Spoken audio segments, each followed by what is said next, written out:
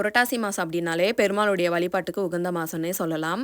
நான் வந்துட்டு பெருமாள் கிட்ட இந்த மாதிரி கலசம் ஒன்று ஏற்பாடு செஞ்சு பூஜை பண்ணிட்டு வந்துட்டுருக்கேன். நீங்களும் இந்த சனிக்கிழமை யார் முதல் வாரம் கும்பிட்றீங்களோ இந்த மாதிரி கலசம் ஏற்பாடு செஞ்சுட்டு அந்த பெருமாளுடைய அனுகிரகம் முழுமையாக பெறலாம். நான் வந்துட்டு இந்த மாதிரி மண் கலசம் எடுத்திருக்கேன். மஞ்சளை ஃபுல்லாக தடவிட்டு பெருமாளுடைய நாமத்தை வச்சுட்ருக்கேன். பச்சரிசி நிரப்பிட்டு மஞ்சள் குங்குமம் வச்சுக்கிட்டேன். நம்மளால் முடிஞ்ச காணிக்கை ரூ. 21, ரூ. 51, ரூ. 101, ரூ. 500, ரூ. 1000 எந்த எண்ணிக்கையில் வேணாலும் எடுத்துக்கலாம். நான் வந்துட்டு ரூ. 101 வச்சுருக்கேன். அதுக்கப்புறம் 5 ஏலக்காய், 5 கிராம்பு, ஒரு துண்டு பச்சை கற்பூரம் வச்சுருக்கேன்.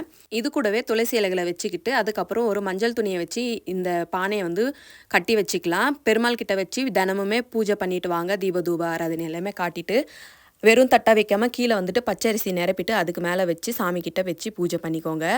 உங்களுக்கு சாமிக்கிட்ட ஏதாச்சும் வேண்டுதல் இருந்தால் அதை வந்து இந்த மாதிரி கையை வச்சுட்டு ஓம் நமோ நாராயணா அப்படின்னு சொல்லி மனசார வேண்டிக்கிட்டு தினமுமே வந்து பூஜை பண்ணிட்டு வாங்க. அந்த பெருமாளுடைய அனுகிரகம் கண்டிப்பாக